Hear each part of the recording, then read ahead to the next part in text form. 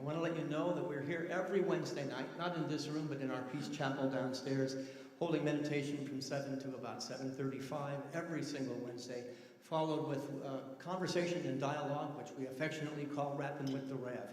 I hope that you will come back and take part in our Wednesday night experience. In particular, next Wednesday is our annual service of remembrance. If there is somebody that you have lost over the year or you're missing that has ascended or transcended to other dimensions, we'll be celebrating those names, those lives, and those spirits next Wednesday downstairs in the Peace Chapel.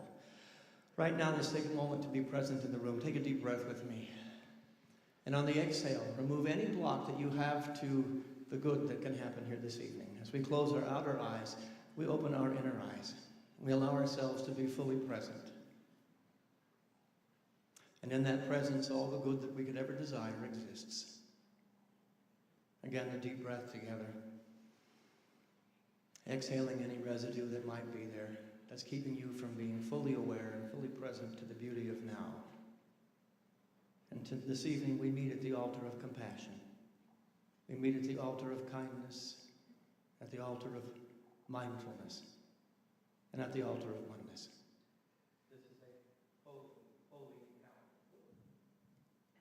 This is a holy, holy encounter. Sometimes the universe says, it's time for you to stop talking. So we just say with grateful hearts, and so it is, and so we let it be. Amen, amen. Together, amen. So I'm going to turn the microphone over. Reverend Averill Maynard has been the member of our team that's been coordinating this whole week of events from the Unity North Side.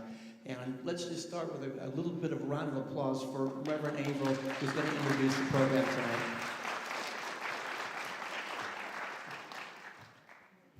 Thank you, Reverend Richard. Good evening, Unity North. I just want to say, first of all, and you can join with me, and if you don't know what I'm saying, the second time you'll get to say it with me.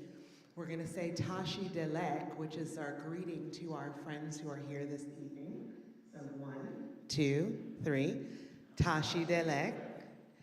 And leading and organizing this event has been just a deeply gratifying experience.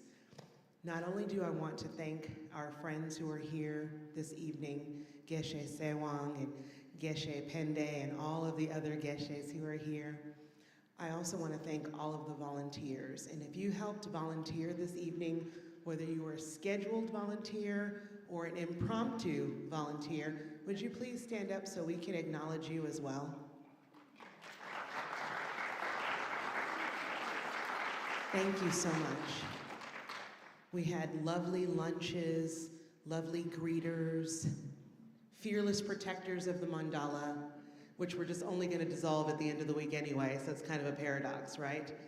And in fact, I want to make sure that you are aware that we have that very special dispersal ceremony on Sunday at 2 p.m. At the end of this beautiful production, we have a lesson in impermanence where the mandala will be lovingly destroyed. And then we're going to traverse to Mabry Park, that's just up the street, and do a beautiful water ceremony where we release the sand. This evening, Geshe Pende is going to give us a Dharma talk, if Geshe Pende would like to come up. And at the conclusion of the talk, there will be some prayers in the form of chanting, and he will lead meditation, and then there'll be time for Q&A. So I hope you have a wonderful time with this evening.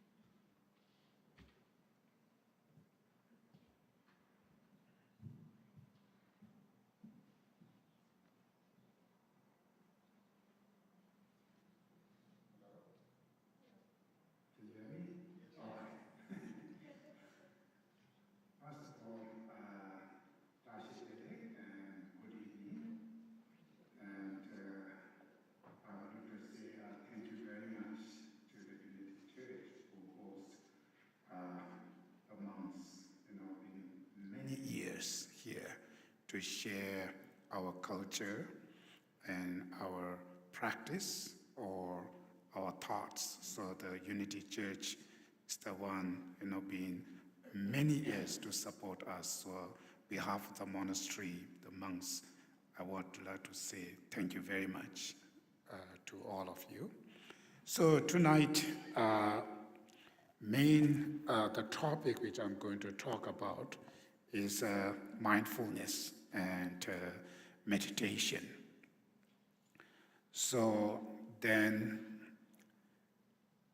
before we go to the actual topic, the mindfulness meditation, first I will explain why the meditation is important and why we need to meditate every day.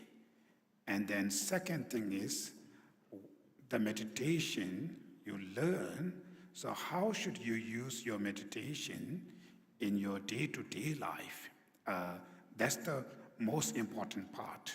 Sometimes during the meditation we are very good, calm and peace. But when you're back to your home and your normal life, then we have so much problems, right? All these negative thoughts and emotions arises. So that is why the meditation you learn, so that meditation, how should you use in your day-to-day life when you encounter with a difficult situation? So how should we use that? That's the most important part. So that is why the first, when we say, what is the purpose of meditation, or why we meditate? This is very important for each meditators. Before you meditate, you need to question yourself, why I'm meditating, right? So common answer is, because I want to live happy in peace. I do not want sufferings. That's our fundamental kind of the desire. The purpose of meditation is to have happiness, to live happy and peaceful life. If this is the case, how meditation helps you to remain happy life, right? That's very important to know that. So here, there's one thing called the sufferings, which nobody wanted that. The other side's called happiness, which we all wanted, right? That's no doubt. As the human beings, we have what you call the innate natural desire, which is wish to live happy and peace. So wish to live happy and peace is not influenced by religions, culture, family, nobody. That desire we have since we birth, right? And that desire will remain till death. One of the example is like a first newborn baby, right? She have no idea. It's just newborn. As soon as when she suffer, what she do? She cry, right? When she's very happy, she's quiet, comfortable, she sleep. So through her body language, we know this newborn baby, she do not want suffering even 1 second. She always wants to live happy. Every movement of her body is for comfortable, for happy life. So that kind of desire, since we birth, we have that. That's human nature. This is our nature, right? Wants to live happy in peace. So that first, as a human beings, it is very important to recognizing your fundamental nature, your fundamental desire is very, very innocent, very pure, just wants to live happy in peace. Based on your fundamental desire, what is your responsibility, right? Our responsibility is to live happy, peace, to overcome sufferings. Now, second question is, what is happiness and what is the suffering? That's the big question now. So, what is happiness? There have many teachers come in this planet. They explain us very two way, right? Temporary happiness, long-term happiness. So, when they use the word for the ultimate happiness, they use some kind of holy words, right? Some kind of, say, heaven, pure land, nirvana, or enlightenment, liberation. There are many kinds of the word they use. Mainly, this is something ultimate happiness, right? That's no doubt. Now here, when they come into a specific and Buddhist perspective, happiness, what way we're thinking is, in order to understanding the happiness, first we should understanding the suffering which we've been suffer many times, many years, always, every time. Those suffering come from where? Right? The causes of suffering. It's very, very important. There are external conditions, for instance, or maybe the family issues, maybe the job, or maybe the society, anything. These are the external conditions. But the root causes of all those pain, stress, fear, worry, depression, anxiety, the root causes is where? Root causes is one's own destructive emotions. It's called mental afflictions, which are our self-centered attitude, anger, hatred, attachment, jealousy, arrogance, egos. We have so many destructive emotions, mental afflictions. These destructive emotions are the fundamental causes of our sufferings. If you feel too much anger, it can create you too much pain inside. If you have a less destructive emotion, less pain. For instance, somebody used something very harsh word to you, right? Now, how much it hurts you is not based on how bad word he or she used for you. It's not about that. It's based on how much anger you feel it.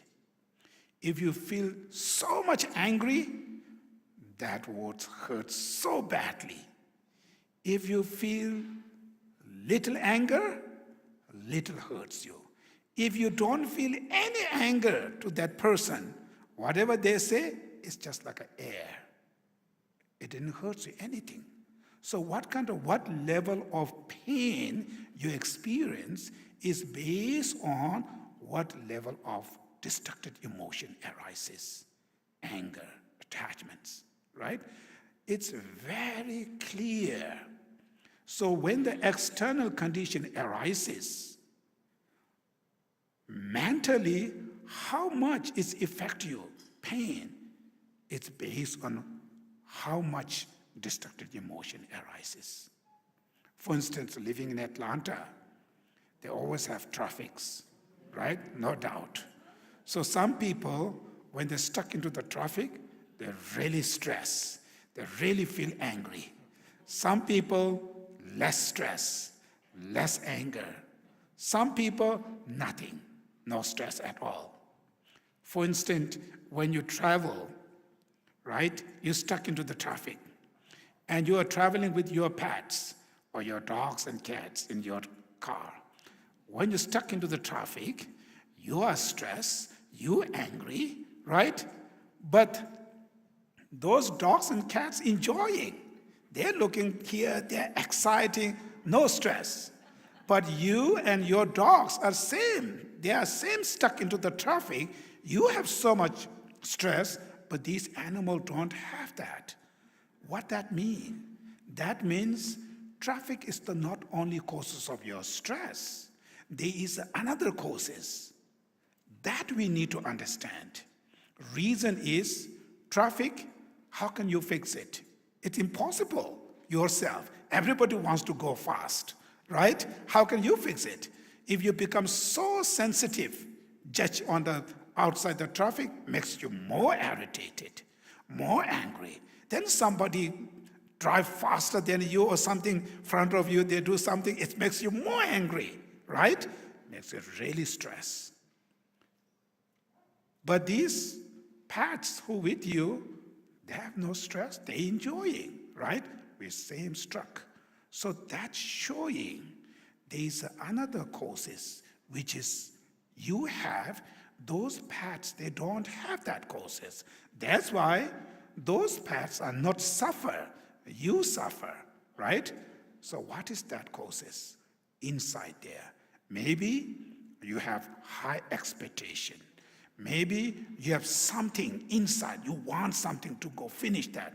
Your expectation, which comes from your attachments.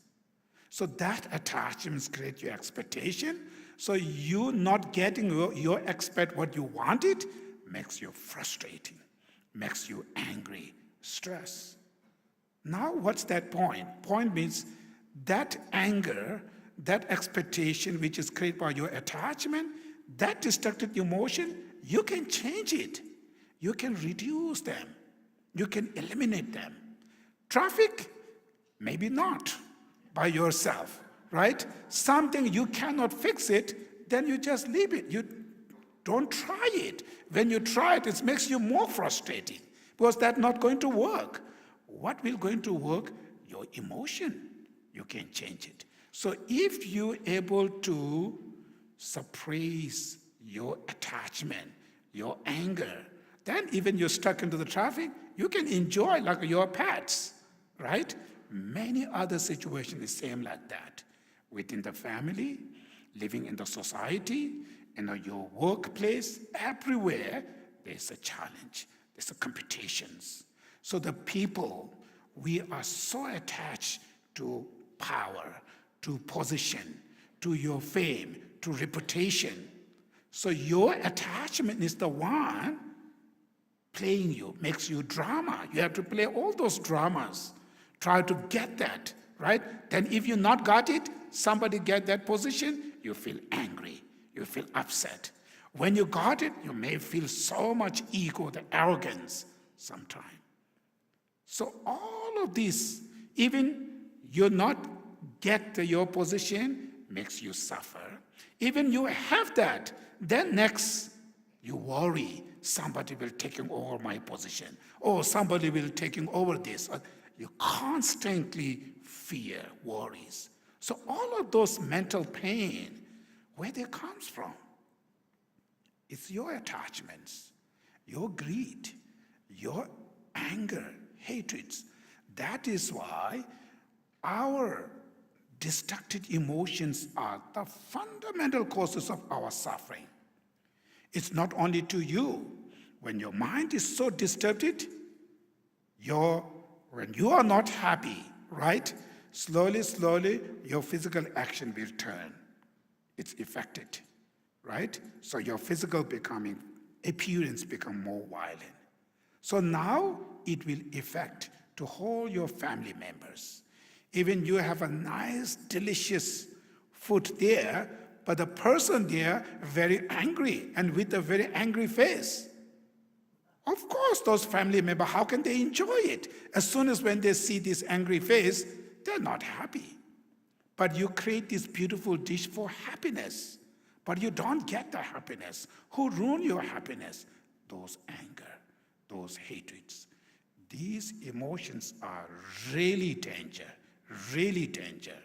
Even you are very talented or very, high educated, very good experience, but because of anger, because of your destructive emotion, that will ruin your life. That will destroy all your families. Sometimes you're saying, very good, very talented, very good, but there's a little tail.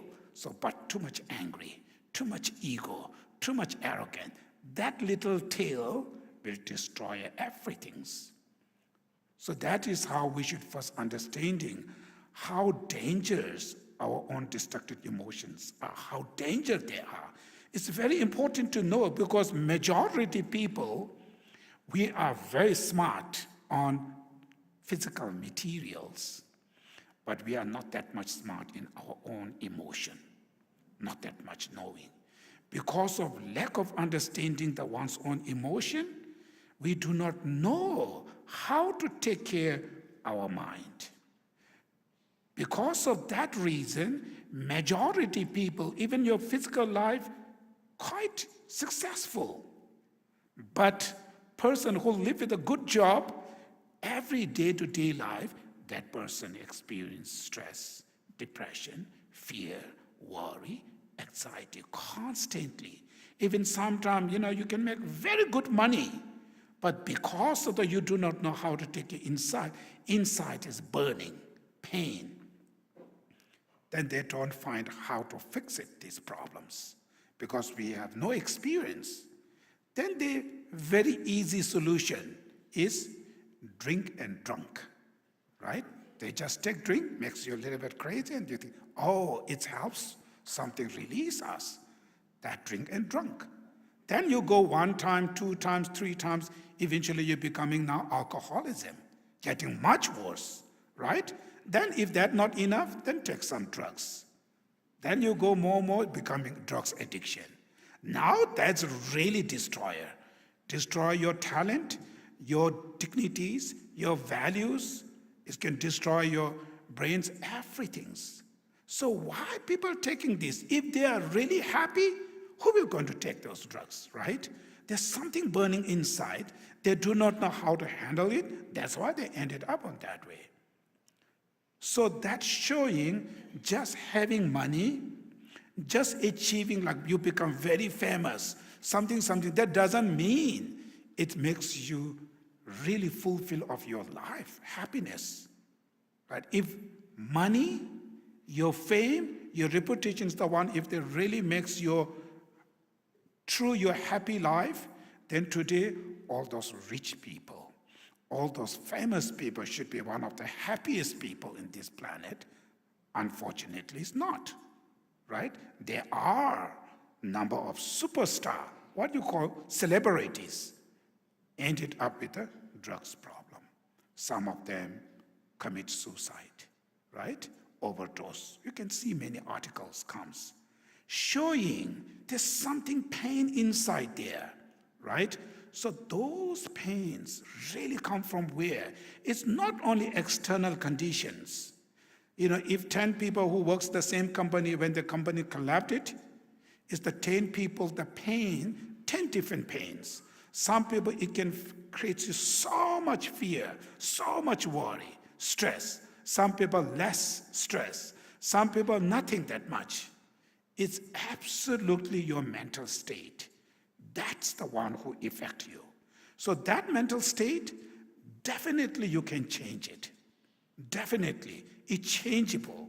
So in order to change this destructive emotion, first, you need to discipline your mind. Right now, our mind is undisciplined, wild, right? Wild means like a monkey mind. Your body is here within maybe 1 minute, your mind jumps everywhere, right? And then they goes to everywhere. They bring you. They bring you all this garbage, right? Blah, blah, blah, blah, blah, blah, all kind of things. Eventually, your brain looks like a kind of the garbage. It brings all this negative information. Person ended up with so much worry, so much fear, constantly fear, worry. Why? Because of those thoughts. It brings all this information. So what we need to do, we need to discipline our mind. And your mind, you are the only person can discipline you. Nobody will discipline. You can learn from other people. Finally, your mind, you need to discipline. So how should we discipline our minds? That's why this mindfulness meditation. So this mindfulness meditation is about disciplining one's mind. It's not just little bit, just release stress for a few seconds. It's not only about that. If you think much bigger way, much deeper way, this disciplining my mind, slowly there are certain type of the emotions, anger, attachment, greed, arrogance, right? There are many. These emotions, we really need to suppress and eliminate them.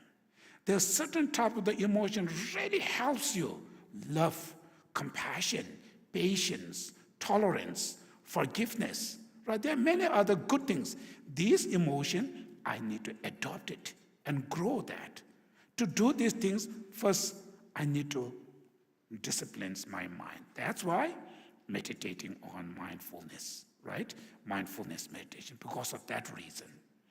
So now, actual mindfulness meditation, what that really means. When you say meditate, right? We say meditate. So the main quality of the meditation, what is the main quality? The main things where we need to improve is there are two things. One called stability the mind. One is called clarity. So the mind should be stable, means remain on one object. Right? Just sit there, remain there. They're called stability, stable. Clarity, which means just remain on the object itself, not enough. That perception, right? That perception should be remain very clear, vivid, clarity, not some kind of dull, right? When your mind is so dull, it's not monkey mind, it's not jumping here, there, it just sit one there, but so dull, so it's not active mind, right? That mind is not function well. So remain on the object, stable, same time that perception should be remain very clear, vividness. That's how we need to improve these two things, clarity and stabilities. So in order to improve your clarity and your stability of your mind, there are mainly two different obstacles. General, all the thoughts are obstacles, but specific, there are two obstacles. One is called dullness, laxity mind, like a mind so dull, laxity, not clear, right? That's one type of the obstacle. Second obstacle called mental excitement. Mental excitement, which is the monkey mind, too exciting, it jumps everywhere, right? So these two obstacles we need to overcome. We need to antidotes. So dullness is a very dull, like what you call laxity mind, cloudy mind. That's the one obstacle. One, monkey mind, right? Mental excitement. So you should look yourself, right? We have all these obstacles there. So in order to clean them, change them, stop them, purify them, what we need, you need two tools. One is called mindfulness. Be mindful on the object of your meditation. Another one's called introspection, alertness, which always monitor your mind. So mindfulness is the main thing. Mindful means be aware, right? So most of the mindfulness meditation, we do the breathing meditation, right? When you inhale, when you exhale, your mind fully aware. I'm inhaling now. When you exhale, I'm exhaling. So keep your mind in the present moment of your breath. That's called mindful. Means you are aware. Even 1 second when they jump, you need to recognize. Many people, sometimes when you not apply the introspection, the alertness, during the meditation, you maybe set up the time here, okay, 10 minutes I meditated, you set up time, you just sit there, right? You sit there, after within the few seconds maybe, your mind's already jumped to the grocery store, or I need to buy this, I need to buy that. You are in the grocery store sometime, right? But you do not know still. You physically, you still keep meditation posture, but you do not know your mind is right now in the grocery store. You do not know. Why? Because of lack of introspection. So the introspection, alertness, sometimes they call vigilance, always monitoring, checking your mind. As soon as little thoughts, when they arises, you instantly recognize, oh, some thought comes. Oh, my mind is jammed now. So you need to know. When you know, as soon as when your mind is jammed, just knowing your mind is jammed, it helps you bring it back on your object of meditation. So the problem is sometimes we do not know when little thoughts comes, when your mind's jump, we do not know that. That's why, sometimes minutes you just sit, Your mind is already jumped there. You are not meditating. You are in shopping mall or I don't know wherever they're jumping something out there, not in there, right? But your physical sit there. You do not know that. That's why introspection or vigilance, keep there, monitor you. So as soon as when your mind is jumped or any little thought comes, you give message to your mindfulness. Say, oh, there's a thought comes. Then your mindfulness need to be hold it, that object, tightly, tight it, right? So mindfulness, tight means be aware and hold that object, then these thoughts slowly disappear. Sometimes when these thoughts, certain type of thoughts, when they arises, you can directly stop them. It's okay. Certain thoughts, when they arises, when you try to stop, it becomes more aggressive, becoming more stronger. If this is the case, say, okay, don't stop that thought. When it arises, just leave it there, but recognizing, oh, thoughts arises, right? Not push back, leave it there. And you talk to your mind, sit on your object of meditation. You hold your breath, remain on the breath. This thought comes, you know they come, right? But they cannot take over you. It will mat it down by themselves. Comes and goes. But it's important to recognition. You need to recognize when they arise, or thought arises. Make sure your mind seated on your breath. So you just hold it on your breath and thought themselves disappear. So that's how you're doing. More. Eventually these thoughts becoming less aggressive, less power. It feel like those thoughts are exhausted. Then that become powerless. Your mind's becoming more stable, more power. Eventually when you're very familiar with this, then your decision, oh, today I want to think that, you keep mind, just sit there. Don't go here, there. It just stay there, right? If you get that kind of level, then many stress, fear, worry, all this pain, definitely it will be changed. Because you are not bringing those thoughts there. Your mind's your discipline in the remain on the one objects. So whatever these things arises, is not able to take over you. That's how mindfulness meditation helps to heals you from inside the deep of your heart. There are many pain, anxiety, fear. Because as a human beings, of course, we do not want these things. We want to live with a very peaceful, happy. But these thoughts bringing, even you do not want them, they bring all those junk, right? We cannot control them. They're taking over. So we get sick, right? That's how stress, depressions. So when you really discipline your mind, just remain on the objects, then slowly, eventually these thoughts becoming less power. Right now, our destructive thoughts are so powerful. We are so weak. That's why they constantly comes and damaging us, creating all this pain.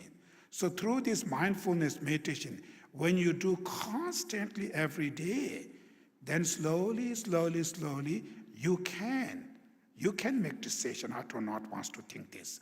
I do not want to bring these thoughts. I do not want that. I want to keep my mind in that way. You can go with this way. But that kind of power, that kind of level, it's not easy, but if you constantly do this meditation, definitely it can help you. So when you're able to get these things, then slowly you can able to control your anger, your hatred, your attachments, your greeds, your arrogance. There are many destructive emotions.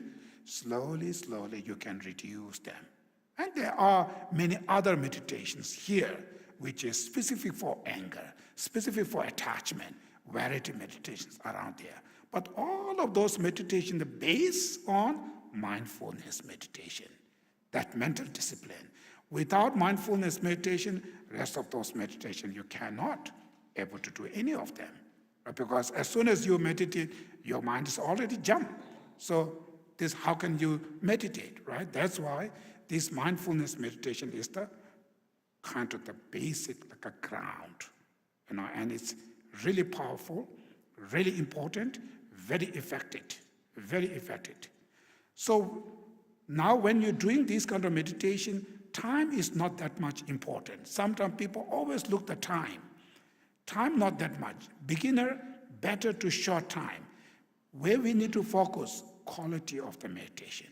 You need to focus the quality. Even you do 1 minute, focus on the qualities, stability, clarity. Your mind should remain on the object, very stable, constantly remain there. Same time, the mind itself becomes very clear, very vivid. Sometimes when you take some kind of medicine, your mind's make dull. It's not jumping here, there. It just sit there, but not active mind, not clear mind, right? That's also problems. So your mind sit there, same time, it's a very active, very what you call a clear, limpid, right? Vivid. So that's, you need to improve this. Even 1 minute you do meditation, if you're really able to hold, keep stability and clarity of the mind, that's your meditation. Becomes really good. Then you can improve slowly, few seconds, few minutes, then you go. Sometimes our quality is not good. We try to stay 10 minutes, 20 minutes, 30 minutes. During the 10, 20 minutes, your mind just jumps everywhere. Maybe sometimes sleeping, right? Then eventually it's become very bad habit. As soon as when you sit in the meditation cushion, you may sleep. Or your mind, all your maybe list will becomes up there, right? As soon as when you sit there, all the list there. Now, I need this, I need to fix this, I need to do this, all kind of things. That kind of what you call bad habit will come. That's why when you sit the meditation, even 1 minute, cut all of this. Just focused on the object of your meditation. That kind of habit, even 1 minute is good. Second important part is when you're very enjoying, 10 minutes, like minds become very calm and very peace. Enjoy it, then you wake up. Not till completely finished, exhausted. That's not good. When you stop the meditation, something you feel exciting, joy, then wake up. You want to do next day again, that meditation. Otherwise, one time you try to put so much effort, you're exhausted, you're tired.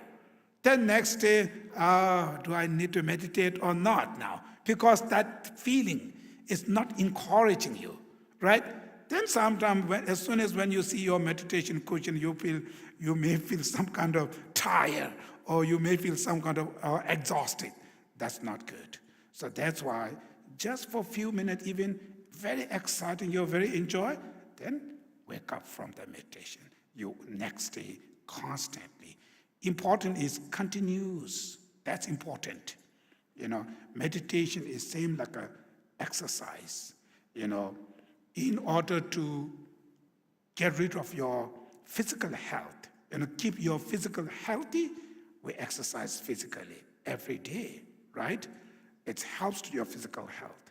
Same, in order to keep your mental healthy, you need to exercise your mind constantly. That's called meditation.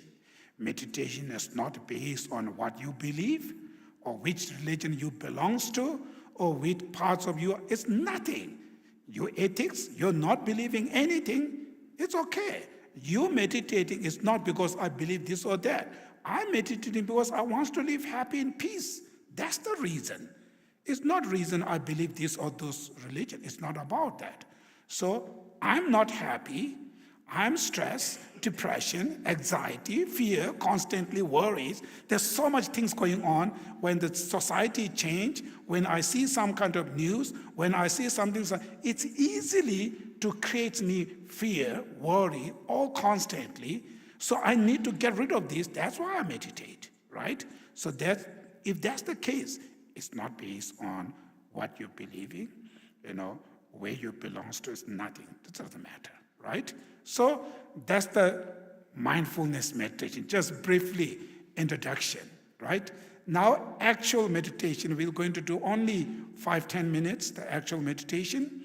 What the actual meditation is, first, before the meditation, the monks, the venerable monks will come here. They will going to start the chanting, the prayer. So you focus on their prayers. It helps to calm down. After that finish, then I'm going to use this singing ball, right? This is the meditation singing ball. So I'm going to hit that ball when you hear the sound of the singing ball, your mind fully concentrate on that sound, right?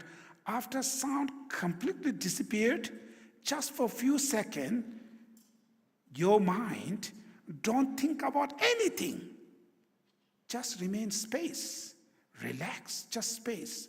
Even that part is still difficult. Some people, right? They constantly think, but that's, just for a few seconds, don't think, you keep your mind like a space, right? Then slowly, when you inhale, you should be aware, oh, I'm inhaling now. So during the meditation, we usually breathing through the nose, right? Inhaling, you are aware. Same when you exhale, oh, I'm exhaling. So your mind is just present moment of your breath. Don't think about anything past, even very good, even very bad. Past is past. It's gone now. It's not exist at all. Future, whatever you plan, who knows, right? It will come or not. So the present is the existence. Present, what we're doing, we are breathing. So fully aware on breath, in, out, in. Your mind just sit on there, right? Just for a few minutes. So during this meditation, little thought comes, this thought, my mind is jumped. Recognize them. Bring it back on your breath, right? Just do it again. So we do just 5-10 minutes. It's not too long. Then last minute, what we're going to do is, after when your mind is really calmed down, then you should look your own heart in your mind. Either you might have some kind of fear, worry, stress, depressions, anxiety, right? Some maybe in the past, there's some situation, it hurts you so badly, you're still holding that memory. And deep in your heart, they sit there. So all of the deep of your heart, the pain you have, before we ignore them, we hide them. Hiding them doesn't mean it's gone. It's there. Little condition arises, it pops up very easily, right? I always use the example, when the cat, when you have a cat, when they poop, and she just covered by sand. But that doesn't mean there is no poop. Poop is still there, right? It's just you cover there. It's just poop is there. Same, you just cover, you ignore, doesn't mean it's nothing there. It's there. That's why you become very easily stressed. Even little things come easily because deep there, they hold these things there. So that's why you look at and recognize all of those pain, bring it out, and visualize. This is kind of simple meditation. You visualize those pain as a form of smoke in your heart, right? Then take a deep breath. When you exhale, you release that pain form of smoke with your breath. Let them go, right? Clean it up.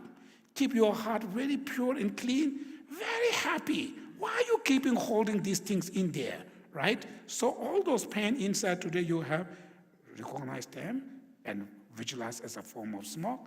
And when you exhale, release them, right? Clean them. Finally, when you feel everything's gone, then live with this pure mind.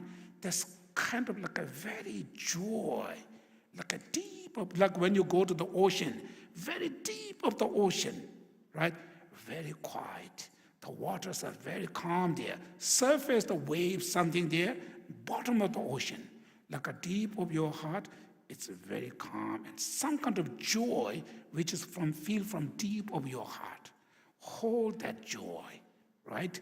Then you wake up from the meditation.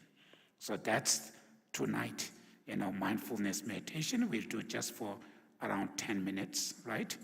So before start, first the venerable monks are going to start a little prayer. It's a kind of the chanting, which is mainly helps to calm down our mind.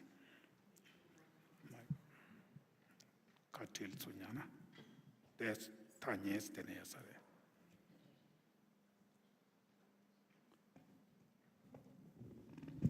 ni ku ja ro kwedi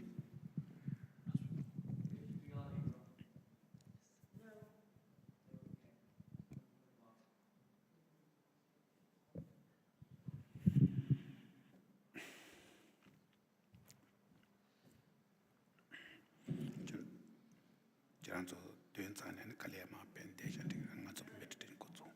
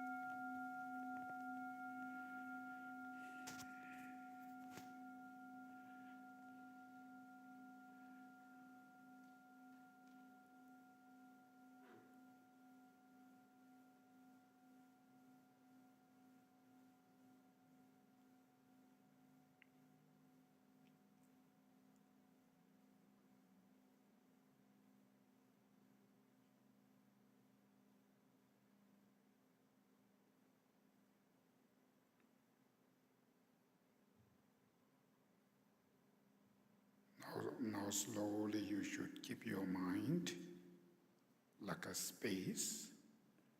Don't engage to any object.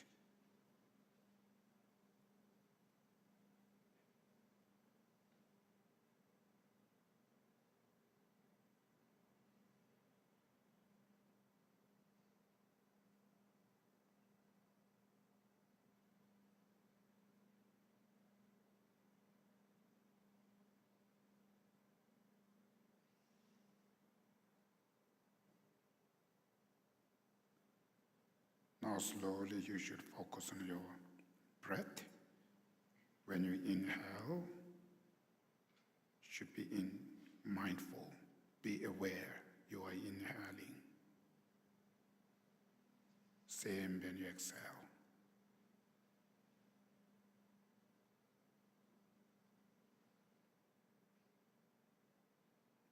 Inhaling with a mindful and exhaling with a mindful.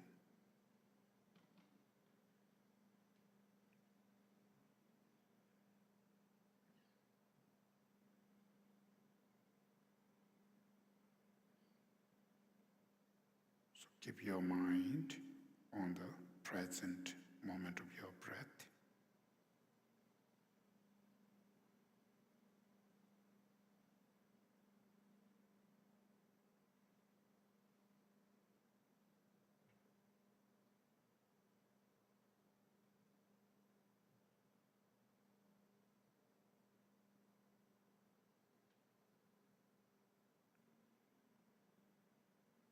Make sure any little thoughts when they arises, immediately recognize them.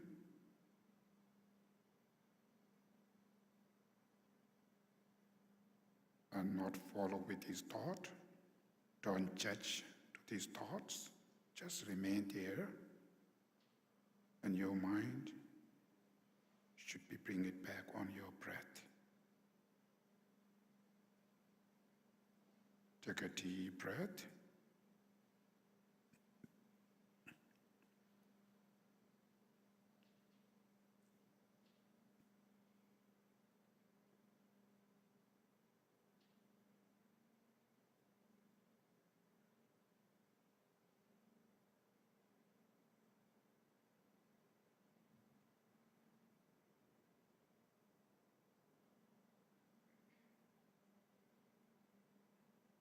Make sure you're fully aware when you inhale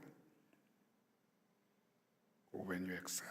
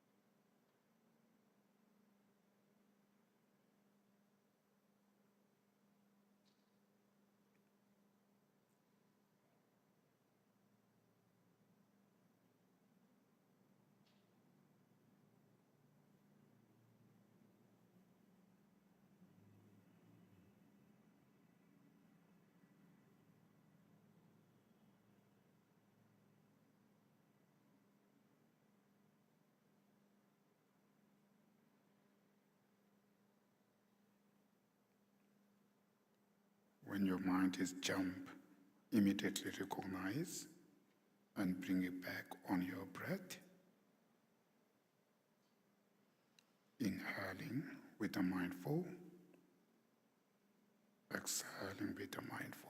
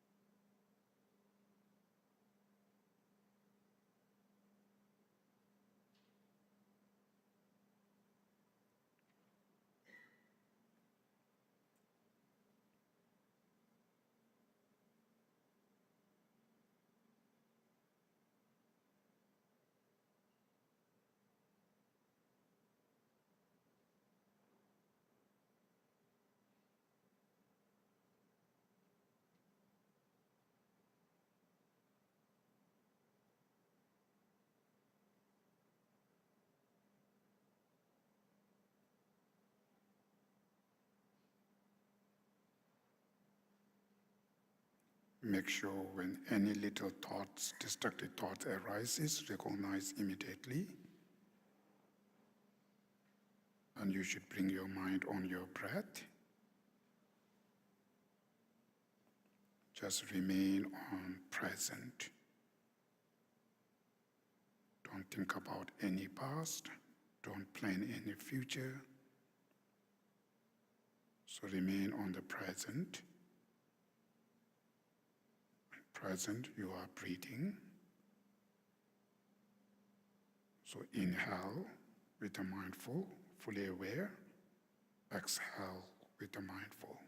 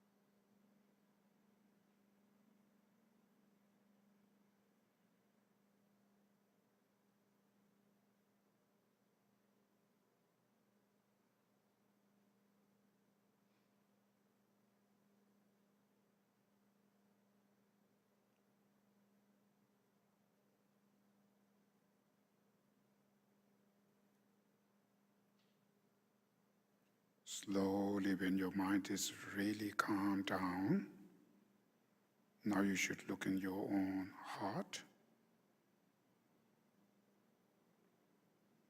and recognize on deep of your heart if you have depressions or anxiety, any fears, worries, stress, so any kind of mental pains and sufferings. Maybe some type of the pains may be there for decades. Some type of sufferings are maybe for temporary. But it is very important to recognize them. Don't ignore, don't hide. Just show your face and recognize all of those pains you have.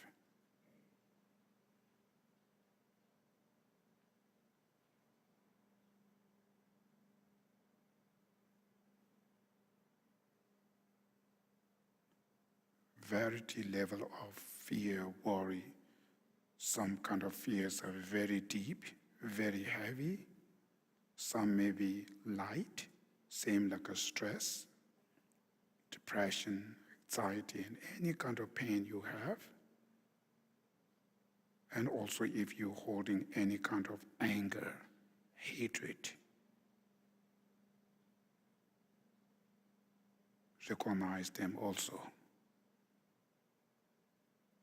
So all of those mental pains and sufferings, all of these destructive emotions you have right now, and visualize them as a form of smoke in your heart.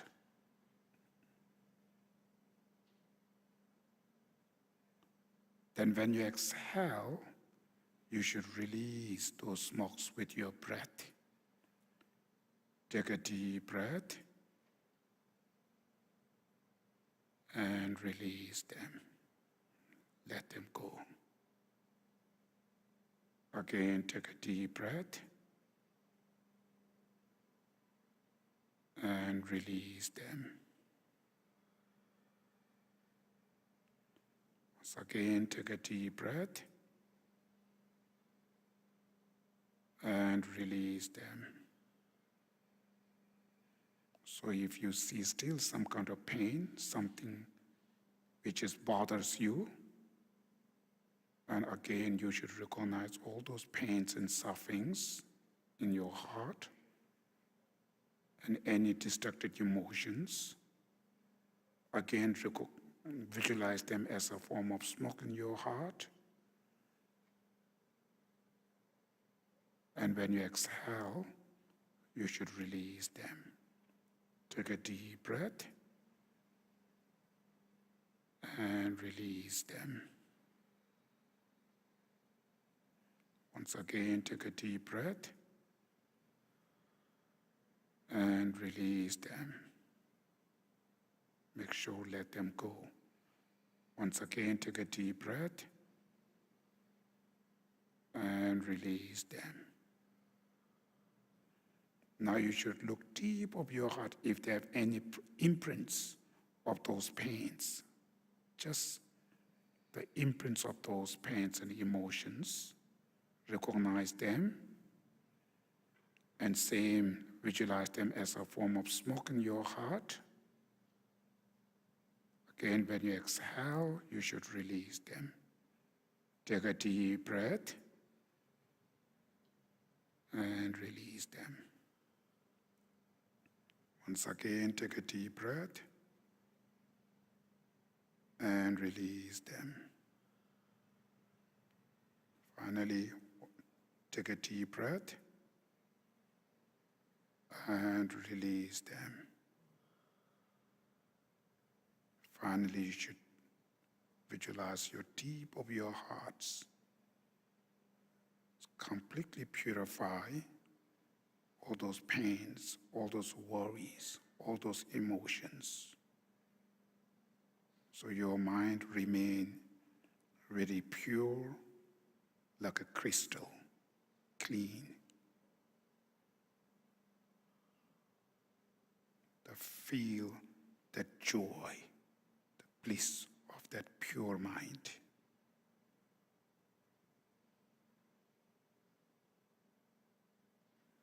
Just remain with that joy.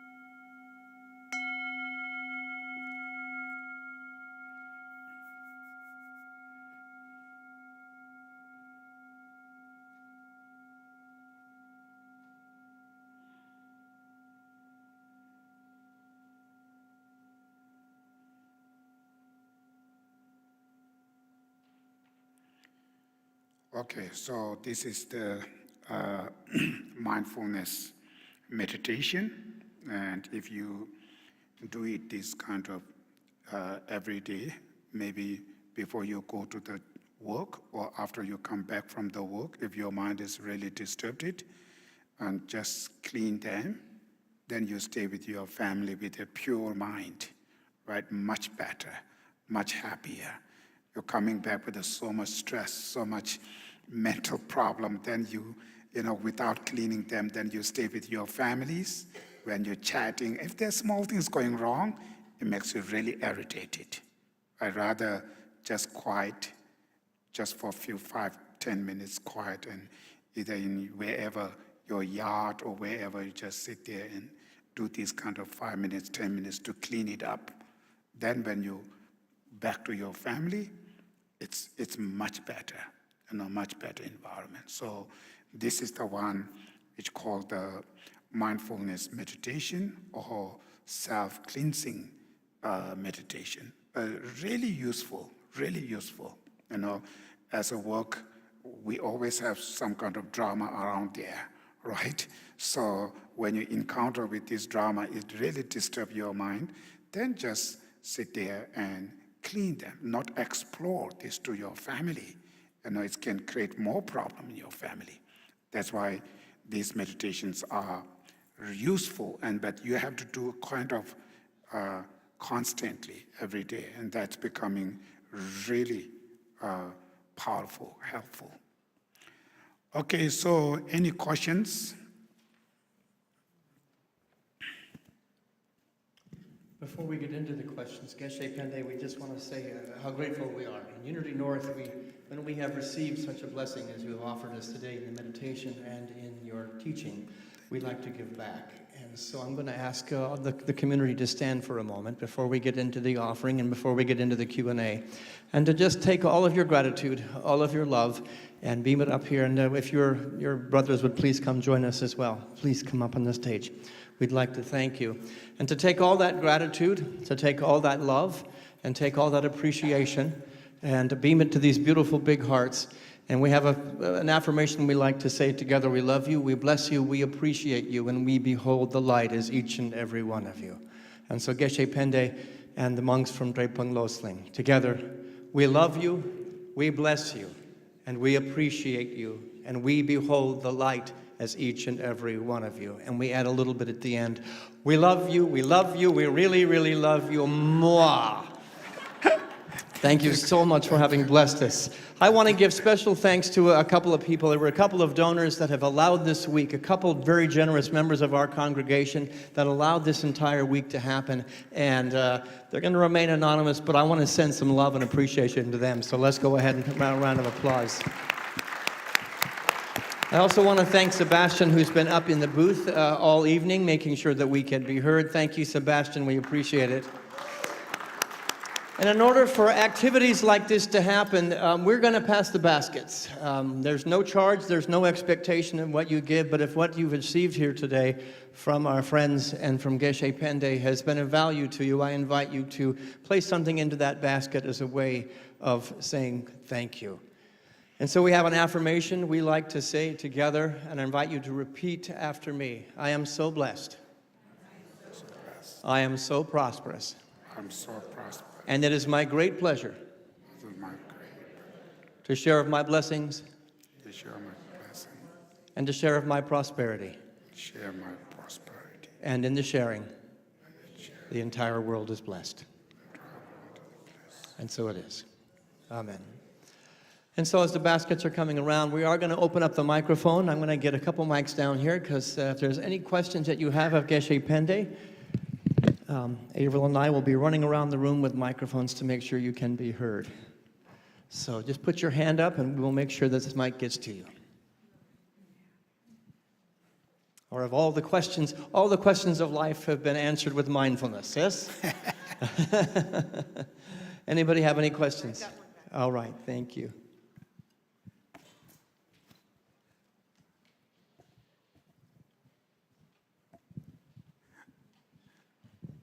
Hi, my name's Kate. I had the pleasure of meeting some monks recently that were out of Sri Lanka, and I learned, I did a meditation with them. I was very honored. And they have a greeting, sadhu, I think. And I was just wondering, I guess, the differences between Tibetan monks and Sri Lankan monks, and if sadhu is appropriate. Okay. Sadhus actually in the Indian, Hindus practitioners who live with a very kind of some of them just stay with a very simple life, and they dedicating their life for the spiritual.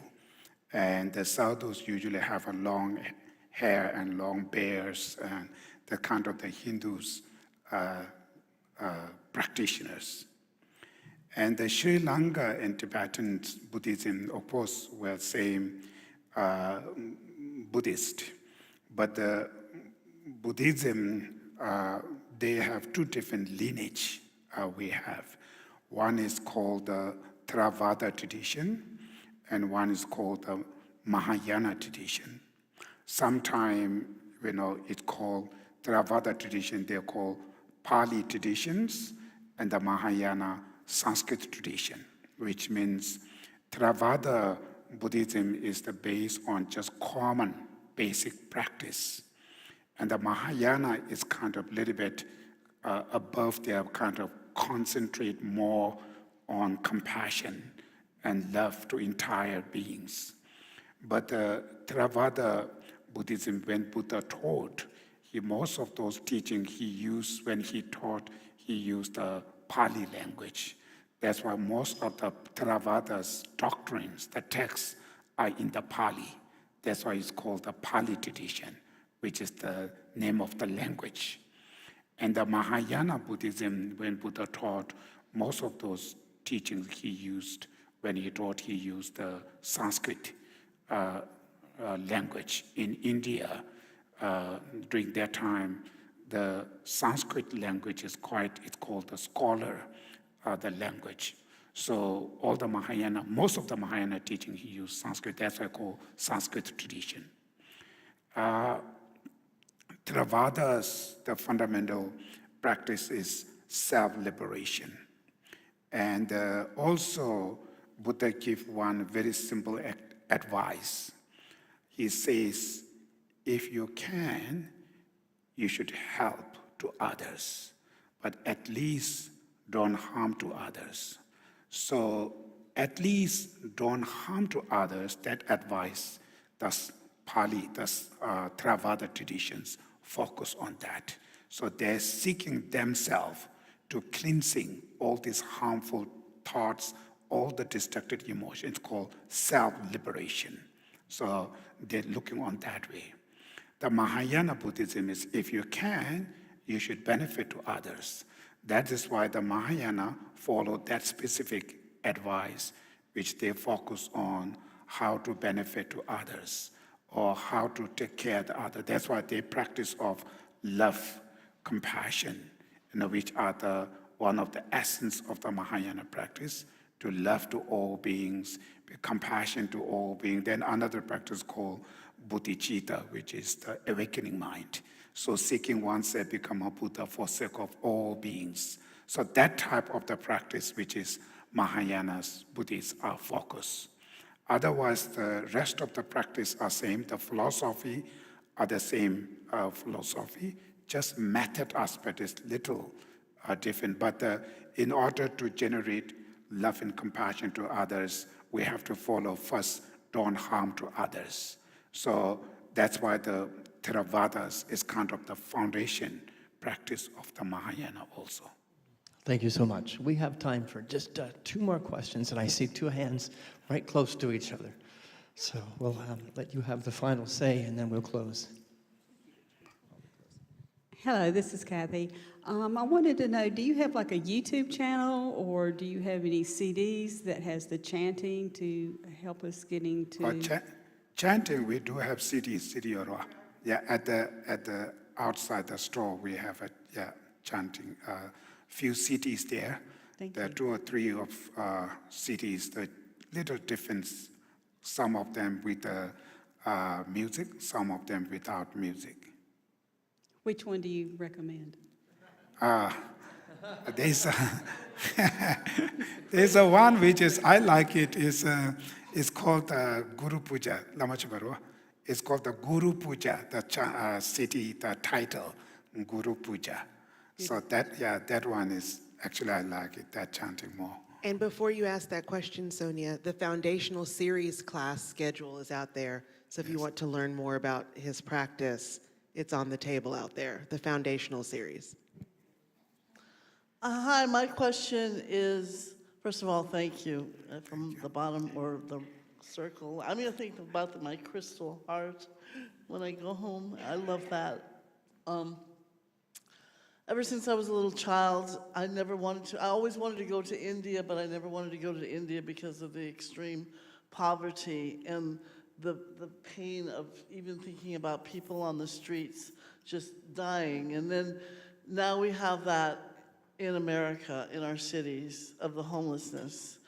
And I was just contemplating about what would be like the Buddhist way to help in this situation, in these situations, or because perhaps of the drugs that's involved with so much of this, that you can only maybe pray. I'm just asking, is there any thoughts on the pain and the homelessness of our world? Thank you. Yes, general, the Buddhists, we are focused on cultivating love and compassion to entire beings, even very rich people, powerful people. We also learn the compassion, love. As a human beings, either very rich, either very poor, everybody have their own struggle. There are I mentioned earlier, there are the people who commit suicide.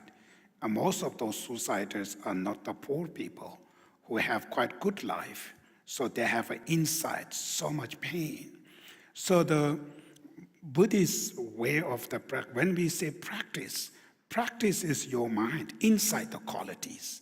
So outside, whoever them, either good people or the bad people, feeling compassion and love to them makes you happy. If the person is your enemies, you feel angry to him, you feel love to him. For him, doesn't matter. It's not going to be affect anything. But for you, huge differences. Living with the love to that person makes you happy. Living with the anger to them, it hurts you always. That is why Buddhist focus is how should we cultivate love and compassion to every beings. That's the first. Now, external help, it depends on situation.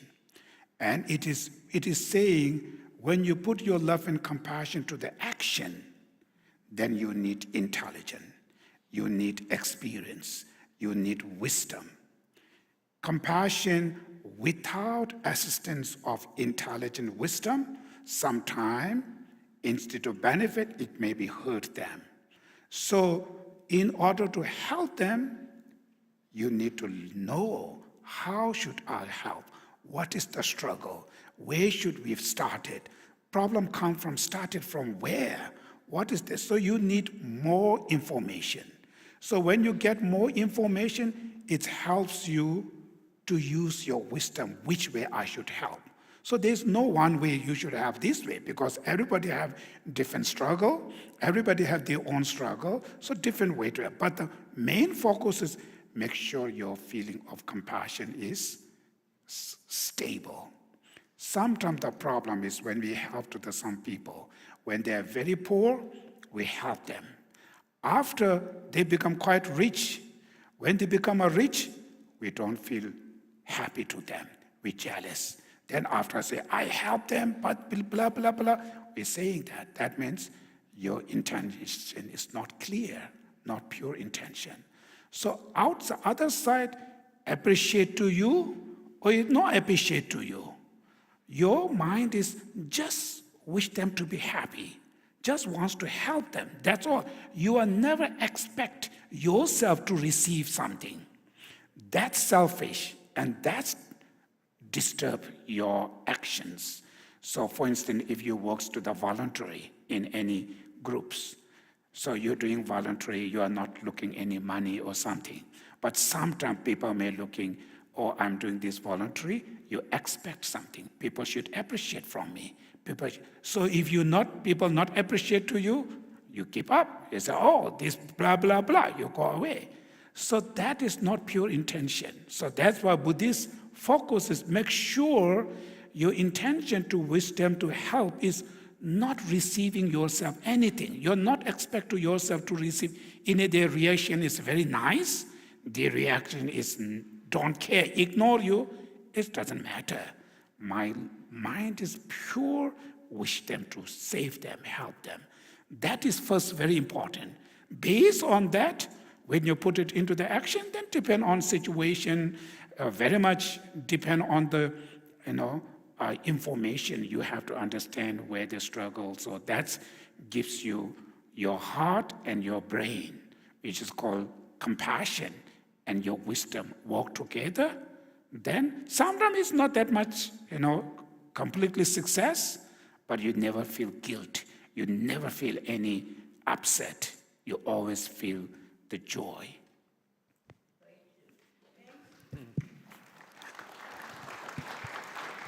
So once again, Avril and I would love to say thank you so much for being here. Again, it's always a blessing. I thought somebody else was coming this evening and not Geshe Pende, and when I saw his face, I was delighted. He's kind of Unity North's favorite monk, if we can have a favorite. It is always a blessing when you are here. I do want to invite you to some very special things. If the concepts that we have shared tonight are meaningful to you, the Heartfulness Institute has offered to Unity North a free program for 10 weeks to train children 5 to 17 years old here at Unity North. There's going to be a program the last Sunday in January where you get a chance to ask questions of those parents and those kids who are going to demonstrate the heartfulness exercises. And this is quite a blessing for our children. Please, if you want some more information, reach out to Unity North, and if you have a child or a grandchild you'd like to participate, Daji has given this to Unity North for free. There's only 20 spots. And so if you have a child that's experiencing anxiety or frustration or anything else, this program would be a huge benefit. That's going to be next year. Do want to invite you to Christmas Eve. We have a wonderful program here. It'll be a full house on Christmas Eve and the lighting of the candles. Our burning bowl ceremony, as we release everything of the year to go into the new year, that will be on New Year's Eve. And then our most popular service of the year is the first Sunday in January, the White Stone Ceremony. You're invited to come to all of these events. And from our heart to yours, please accept this invitation of love. Avril, you want the final word? And one more time, don't forget the Sunday dispersal ceremony coming up. That's just, if you've never been to one, it is just absolutely awe-inspiring. And again, I want to say thank you to the venerable monks, and I hope that the rest of the week you have a wonderful Thanksgiving, and come in on Friday and Saturday and watch the completion of the mandala. It's a beautiful process to watch, a beautiful meditation, and spending time in the room really helps you to accumulate some beautiful, beautiful merit. And that's it. Happy Thanksgiving, everybody. Thanks so much again for coming. Blessing.